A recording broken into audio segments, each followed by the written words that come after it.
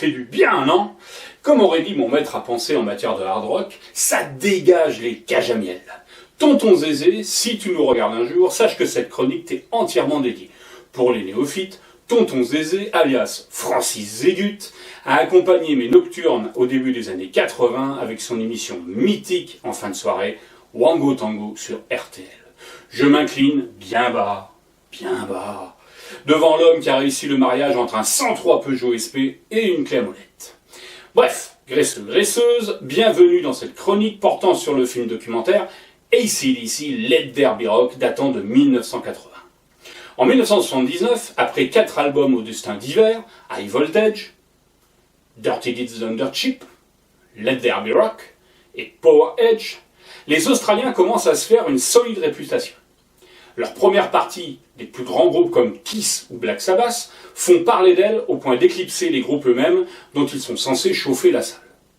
Dans le film Let There Be Rock, le groupe est dans une configuration la plus mythique pour beaucoup, à savoir Angus Young et son éternel costume d'écolier à la guitare solo, Malcolm Young, son frère à la guitare rythmique et compositeur de génie, Cliff Williams à la basse, Phil Rudd le métronome à la batterie et le regretté Bon Scott au chant.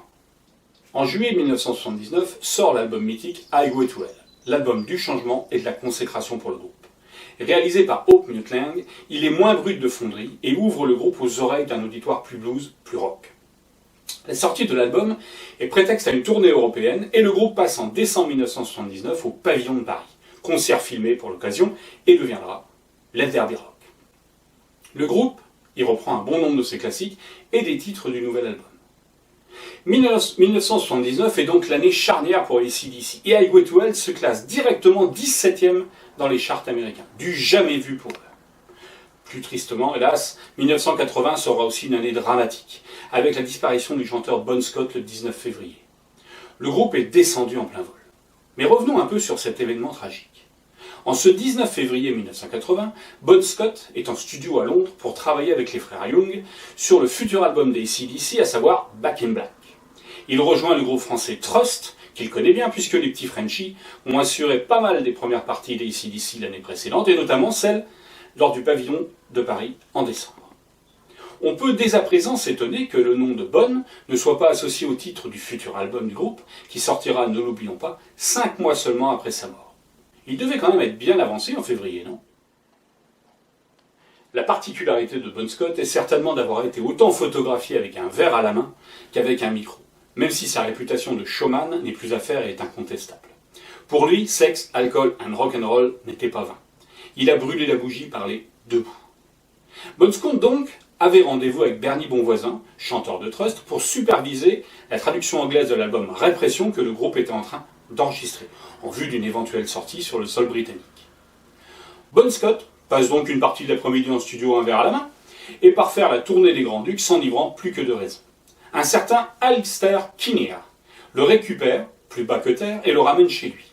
Là, la suite des événements part en live. Il se présente au domicile de Bon, mais personne ne répond, la petite amie du chanteur étant absente ou ne souhaitant pas répondre. Il passe un coup de fil à l'ex du chanteur, Silver Smith, qui lui répond que cela lui arrive régulièrement et qu'il faut le laisser dormir.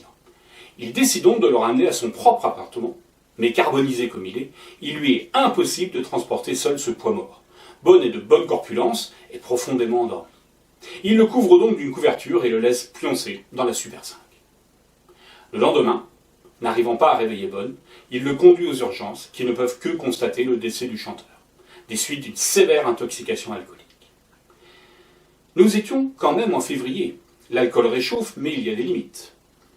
Qui n'a pas fait médecine en troisième langue ne peut hélas pas différencier une bonne biture d'un coma éthylique. En tout cas, quelle sortie mes amis, comme Jimi Hendrix, mais sur la banquette d'une Super 5. Je n'ai pas réussi à trouver la couleur de la Renault 5, mais quand même, respect Mr. Bon. Comme chaque fois qu'une rockstar disparaît de façon imprévue, intrigante et, hélas, inquiétante, les commérages vont bon train. Tout d'abord, Alistair Kinnear n'existerait pas et serait juste un nom d'emprunt afin de ne pas révéler la vraie identité du principal témoin.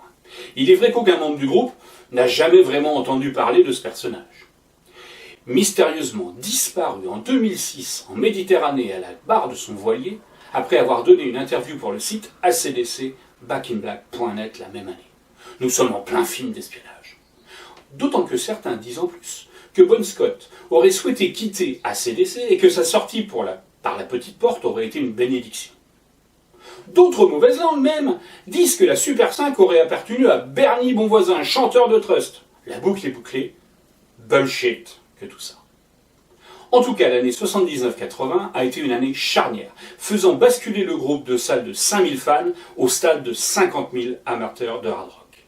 L'album Back in Black sera certifié album le plus vendu au monde derrière Thriller de Michael Jackson. Parallèle intéressant, puisque le roi de la pop fera appel 2 ans plus tard au guitariste Eddie Van Halen sur son tube Beat It. Le son hard rock titille même le grand Michael. Donc que dire du film AC/DC Les Derby Rock? On y retrouve la marque de fabrique du groupe, à savoir Girls, Alcool, Rock and Roll. Un rock teigneux, plein de sueur, mais tout aussi misogyne et irrespectueux. D'ailleurs, je ferai un aparté en rappelant à mon collègue Manu que nous ne sommes pas là pour enfiler des perles. Le groupe devient du jour au lendemain une machine à tubes.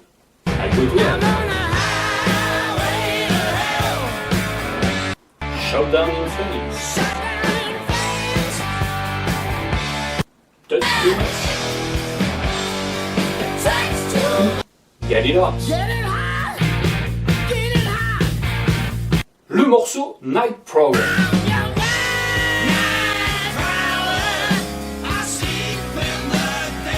était le morceau préféré du serial killer Richard Ramirez. Il l'écoutait en boucle sur son autoradio tandis qu'il traquait ses victimes au début des années 80 sur la côte est des États-Unis. Toute pub est bonne à prendre. Je rigole. L'intérêt principal du film Les Derby Rock est le concert au pavillon de Paris, bourré de testostérone, de whisky, de watts et d'énergie brute. Oubliez les interviews cucul à praline, les clips au milieu du film ringard, laissez-vous uniquement porter par le voltage, par l'énergie. Vous y verrez même un Angus devant changer de guitare et dont la suivante n'est même pas prête. Qu'à cela ne tienne, j'attends tranquillement devant la batterie que l'on vienne me mettre une nouvelle sangle sur la nouvelle. Le groupe n'avait pas la grosse tête et cela se voit à l'écran. Le plaisir de jouer ensemble est évident. Non, AC/DC n'est pas mort en 1980. Brian Johnson a su reprendre le flambeau avec brio, et les grincheux n'ont qu'à aller se faire voir, 40 ans après, ils sont toujours là, ou presque. Oui, Malcolm Young, membre fondateur du groupe, est parti pour le Valhalla du rock, mais son neveu Stevie tient la route en termes de rythmique et de présence. Quid de l'écriture? Là, demandons à voir. Oui, Phil Rudd a du mal à se démétrer avec ses affaires judiciaires qui lui collent au basque. Mais son joker, derrière les fûts, Chris Slade, est toujours au top malgré ses 77 ans. Oui, Cliff Williams, le bassiste, a pris sa retraite en 2016. Fort certainement dépité par les événements qui se sont enchaînés. Mais bon, on sait ce que veut dire prendre sa retraite dans le milieu du showbiz. À très bientôt, Cliff. Oui, Brian Johnson n'a plus de problème d'audition, comme le montre sa prestation avec Muse au festival de Reading en 2017. Regardez la vidéo sur YouTube, même si la mise au vert forcée lui a fait prendre quelques kilos, la voix, elle, est toujours là.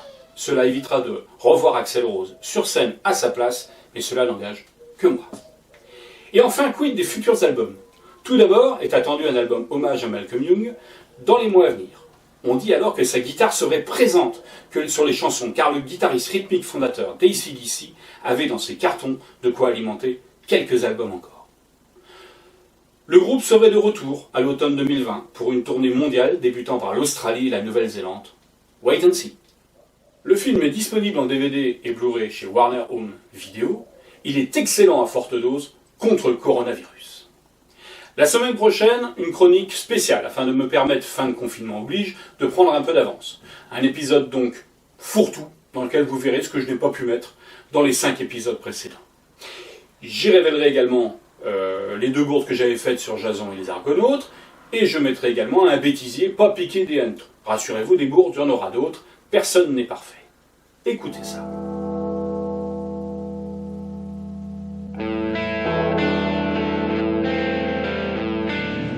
Beaucoup d'entre vous rapportent AC/DC à ce morceau.